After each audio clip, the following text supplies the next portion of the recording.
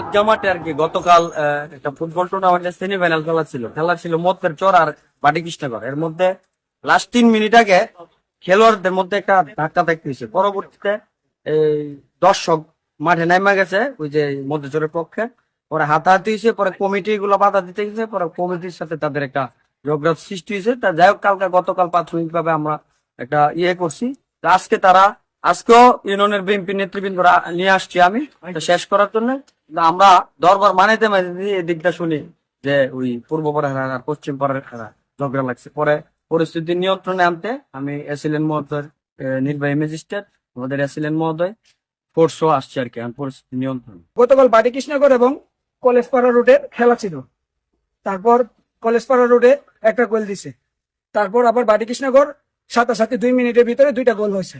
গোল হওয়ার পরে বাটি কৃষ্ণগড়ের প্লেয়ারে মধ্যচর কলেজের প্লেয়ারে একটা ফাইট মারতে গেছিল।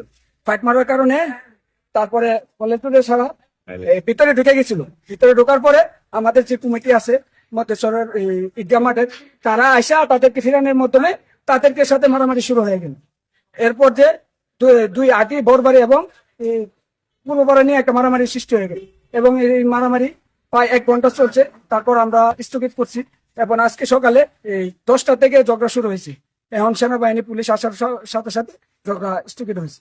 মধ্যস্থল পূর্বপাড়া পশ্চিম পাড়া এখানে একটা ক্লাবের গতকালকে একটা ফুটবল টুর্নামেন্ট ছিল, যেটা আমাদের অনুমতি ছাড়াই তারা করছে, আমরা জানি না। তো এখানে এক ছোটখাটো তুচ্ছ বিষয় নিয়ে ঝগড়াঝাটি হইলে আমরা আসি। আসার পরে এটা থাইমে যায়। আজকে সকালে এইটা নিয়ে 2 গ্রামবাসী দরবার ছিল। এই দরবারের মধ্যে আবার মারামারি হয়। প্রায় 2 ঘন্টা ব্যাপী তারা 2 গ্রামবাসী পশ্চিম পাড়া এবং পূর্ব পাড়া সংঘর্ষে জড়ায়। আমরা আসি, আসার পর থামানোর চেষ্টা করি। পরবর্তীতে সেনাবাহিনী আসে, ম্যাজিস্ট্রেট আসে, আসার পরে এখন পরিস্থিতি নিয়ন্ত্রণে আছে।